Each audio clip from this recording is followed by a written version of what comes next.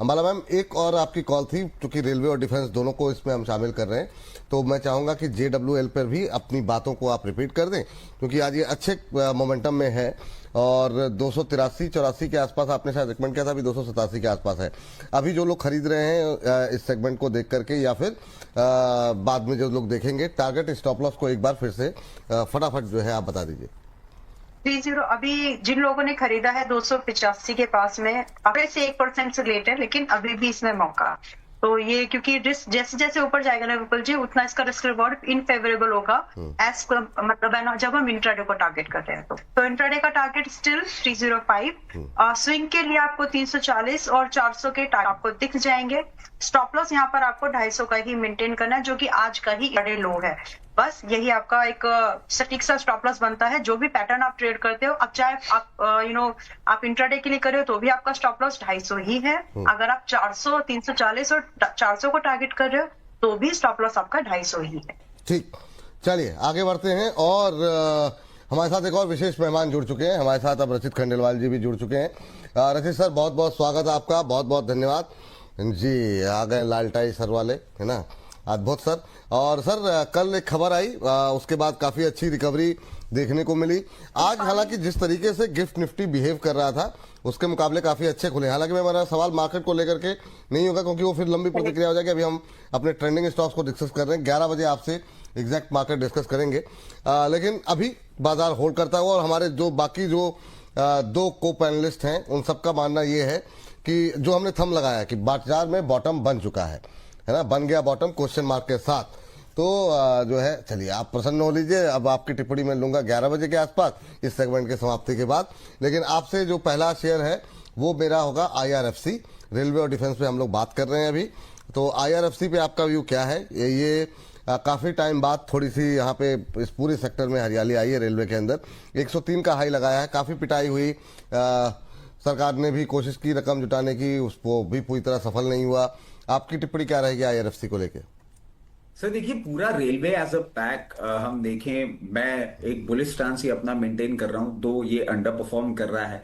और practically IRFC आप देखें कि आज जिस तरीके से बाउंस बैक कर रहा है, इन कमिंग डेज आपको 110 रुपए तक का मूवमेंट ये आराम से दिखाने को मिल सकता है। और अभी पोजीशन मेंटेन करनी चाहिए, बट 110 के ऊपर का सफर अभी थोड़ा सा लंबा है, बहुत जल्दी पूरा करता हुआ नहीं दिखेगा। अच्छा, रेलवे डिफेंस पे हम बात कर रहे हैं, लेकिन मैम अगली कंपनी के लिए आपके पास आते हैं और वो है इरकॉन। 11% ऊपर, क्या यहाँ पर भी कोई संभावना है? इरकॉन ने काफी मतलब पूरा रेलवे ही नहीं चला, तो खैर इसमें इरकॉन और क्या और IRFC क्या, लेकिन ये रिकवरी कैसे देख रहे हैं? ये अभी जो है थोड़ा सा अपडेटेड प्राइस नहीं है, ये 10 मिनट पुराना भाव आप देख रहे हैं, 20 मिनट पुराना। तो मैम जरा इरकॉन पे जरा व्यू देखिए, 144 के आसपास अभी ट्रेड करता हुआ, क्या करना चाहिए? इरकॉन बाय करना चाहिए, मतलब 148 पर है और अभी भी 10% का अपसाइड, 11% का जो अपसाइड है, इसका सर्किट बताती हूँ मैं। सर्किट के आज का 160 का है, हिट हो जाएगा तो सरप्राइज मत होगा। That kind of movement the stocks अभी करते हैं जब चलते हैं। यस, 10% का रिवॉर्ड है, 10% का ही रिस्क है। रिस्क ले लीजिए, कैलकुलेटेड लीजिए, और इतना रिस्क तो लो कि कुछ बने, उतना मत लो कि कुछ सब कुछ हो जाए। बस इतना ही इसी नोट पर। And I am happy Vipul ji to to saying this. मैं दोबारा इस चीज को बोलने में खुशी लग रहा है मुझे कि मतलब railway, defence, energy stock sectors, energy और रेलवे स्पेसिफिकली, मैं बार बार मतलब आई वाज लाइक, ये चलेंगे, चल जाएंगे, थोड़ा सा पेशेंस रखो।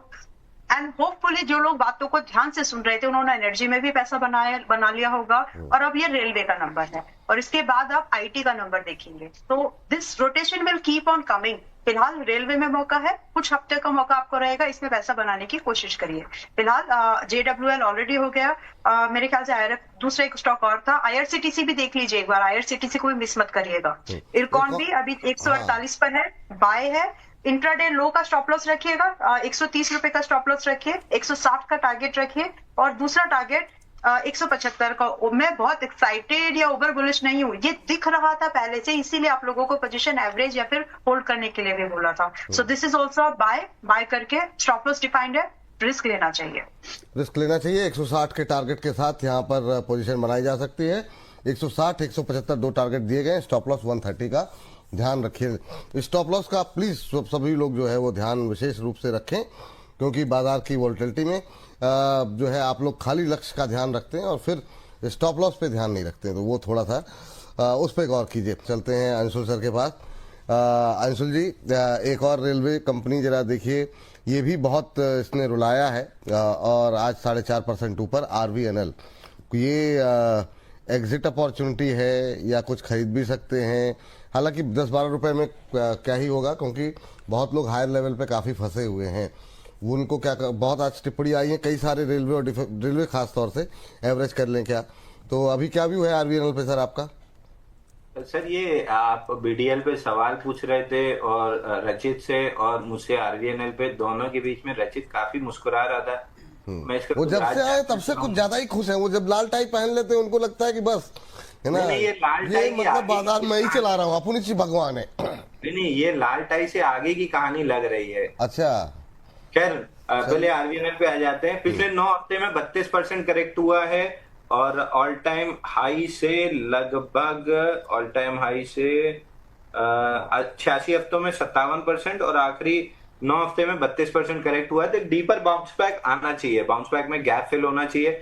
313 के अराउंड गैप छूटा हुआ है, तो 313 के अराउंड गैप फिल कर सकता है। वहीं पे 50 डे मूविंग एवरेज भी है, वहीं पे 10 वीक मूविंग एवरेज और 20 वीक मूविंग एवरेज भी है। तो सारे मूविंग एवरेज वहीं खड़े हैं 310 से 330 के बीच में। तो 310-330 की रेंज तक बाउंस बैक कर सकता है, वहां तक आपको रुकना चाहिए। क्योंकि ये बाउंस बैक यहीं से क्यों बना, ये बाउंस बैक लगभग यहीं से इसलिए बना क्योंकि 50 वीक मूविंग एवरेज टेस्ट हुआ था और जितने भी ये बाइंग क्लाइमेक्स वाले काउंटर हैं, ये 50 वीक मूविंग एवरेज से पहले एक बढ़िया बाउंस बैक देते हैं और उसके बाद आके इनको तोड़ते हैं, तो फिर बड़ी डाउन मूव देते हैं। तो लगभग सब 50 वीक मूविंग एवरेज से बाउंस बैक किए हैं। ये अब पहुंचा है उसके आसपास, तो बाउंस बैक दे रहा है। 310-330 ये रेंज में आता है, तो दोबारा से सवाल पूछिए, वहां पे एग्जिट की सलाह रहेगी। यहाँ पे तो बाउंस बैक का पहला ही दिन है, तो यहाँ पे एग्जिट करने का कोई मतलब नहीं। ठीक सर, रेलवे ने बहुत परेशान किया और आज का दिन काफी शानदार, सारे रेलवे काउंटर्स काफी मोमेंटम में दिखाई दे रहे हैं। कई सारों पर तो हमने बातचीत कर ली। आपका कोई एक पसंदीदा शेयर है क्या सर? उसके बाद हम बातचीत में आपसे आपके पास आएंगे। देखिए, बिल्कुल पहले तो Vipul ji good morning and good morning सभी को। विपुल जी, डेफिनेटली मुझे लग रहा है यहाँ से अगर रेलवे में रिवर्सल भी देखने को मिलता है तो इरकॉन का चार्ट थोड़ा ज्यादा बेटर है। तो इरकॉन मुझे लग रहा है यहाँ से अगर मोमेंटम ओवरऑल सेक्टर में बनता है तो 175-180 तक के लेवल्स पोजिशनली इरकॉन में आ सकते हैं। वैसे ओवरऑल आज रेलवे में अच्छा मोमेंटम है और मोमेंट अगर 2 से 3 दिन कैरी होता है देन एक second round of base formation बन सकता है। मुझे लग रहा है विपुल जी अगर मोमेंटम बनता है तो इरकॉन में ज्यादा आउट परफॉर्मेंस देखने को मिल सकता है। ठीक, ये बात यहाँ पर निकल के आई है। इस बीच ट्रेन इन रेंज जी की टिप्पणी आई है, कह रहे हैं विपुल सर कोई रेड टाई काम नहीं आएगी, 8 मार्च के बाद आप न्यूज बताओगे पीस डील हो गई है, बाजार 18 अप्रैल तक सुपर बुल रन रहेगा। रजित सर को एस्ट्रोलॉजी की समझ है बट वो सैटर्न एस्टर्न हो रहा है गुरु मार्गी, तो कुछ मतलब जो है कुछ कहना चाह रहे हैं यहाँ पे। अब ये मुझे थोड़ी सी ज्योतिष की जानकारी थोड़ी कम है, इसके लिए मैं माफ़ी चाहूँगा सर। तो अब हम तो जो सामने दिखता है उसी पे मान रहे हैं, तो जानकारी मेरी समझ कम है, मेरा विश्वास तो है लेकिन मतलब मैं जानकारी मुझे थोड़ी सी कम है सबके बारे में, तो मैं समझ नहीं पाया आपकी बात। चलिए आगे बढ़ते हैं और अगली टिप्पणी लेते हैं अगले मेहमान से। और इसके अलावा आज हम देख रहे हैं कि अच्छा मोमेंटम रेलटेल पे क्या व्यू है सर? अंशु सर का नंबर है ना? हाँ अंशु सर, आपका व्यू क्या हुआ सर रेलटेल को लेकर के? सर, रेलटेल पे भी बाउंस बैक बन रहा है, ये भी शॉर्ट टर्म में लंबा करेक्ट हुआ है और गैप डाउन भी था करंट वीक में। 10 हफ्ते में 30% करेक्ट हुआ है, तो bounce back again gap filling के लिए जा सकता है 312-313 तक। उसी जोन में 10-20 डे मूविंग एवरेज है और थोड़ा सा ऊपर कुछ खिंचा तो 20 वीक मूविंग एवरेज 320-340 की जोन में। तो 310 से 350 की जोन में मल्टीपल मूविंग एवरेजेस के रेजिस्टेंस हैं, तो लो हैंगिंग फ्रूट 310 ही पकड़िए, वहां तक तो अपसाइड 310-313 तक मिल सकती है, बट बाउंस बैक है, मैं लॉन्ग का कोई भी सजेशन नहीं दूंगा। ठीक, माला मैम IRCTC पे आप कुछ बोल रहे थे, मैं चाहूंगा कि वो टिप्पणी आप कंप्लीट कर लें और बताइए वहां पे क्या व्यू है मैम आपका। एंड अगर मैं स्क्रीन शेयर कर सकती होती तो मैं IRCTC देख रही थी अभी कि अगर अब क्योंकि बाकी सारे स्टॉक्स चल गए, अभी एक IRCTC इसलिए मैंने बोला चला ही नहीं है वो अभी, उसमें मतलब 4% 5% का इट्स जस्ट लाइक फ्लैट, अभी कल के भी क्लोजिंग से भी कम है। सो this is the very good opportunity. 560 के पास से 540 के रेंज में खरीद कर, मतलब 40 मैंने इसलिए बोला कि कल वगैरह भी, जब मंडे वगैरह भी लोगों को अगर मिल जाए बाय चांस लकीली, तो वो मिस ना हो उनकी अपॉर्चुनिटी। बाकी 560 पे खरीद के 540 की ये रेंज है जहां पर आप एक बाय कर सकते हैं, जिसमें पॉसिबली जो टारगेट पहले बनेंगे विपुल जी वो 590 का होगा। एंड दूसरा टारगेट थोड़ा सा एक्सपेक्टेशन वैसी रखिए कि मिले, मतलब मिल जाएगा, क्योंकि 640 का दूसरा टारगेट आप आराम से 2 महीने के नजरिए पर भी अगर आप आते हैं, आपको ये दूसरा टारगेट भी मिल जाना चाहिए 640 का। But if you can extend your view, market में सब भला चंगा सब हो जाता है, ब्रॉडर मार्केट रिकवर होती है, so it is likely to candidate to test 700 and it's not over expectation, this is the value buying. Now इसमें जो स्टॉप लॉस आप लगाएंगे, आपका स्टॉप लॉस आप यहाँ पर थोड़ा सा रखें, सिग्निफिकेंट रखें कि उसके बचने के चांसेस हो। तो स्टॉप लॉस यहाँ पर आपका 515 का आप मेंटेन कर लें अगर, तो ये टारगेट जो मैं आपको बता रही हूँ उसको आप चेज कर पाएंगे। अरुण सर जरा देखिए टीटागढ़ पे आपकी राय क्या है? टीटागढ़ वैगन को लेकर के अभी क्या व्यू ले रहे हैं आप? टीटागढ़ में क्या ये जो आज की रिकवरी है थोड़ी चलेगी या फिर एक ही 2 दिन की बात है खाली?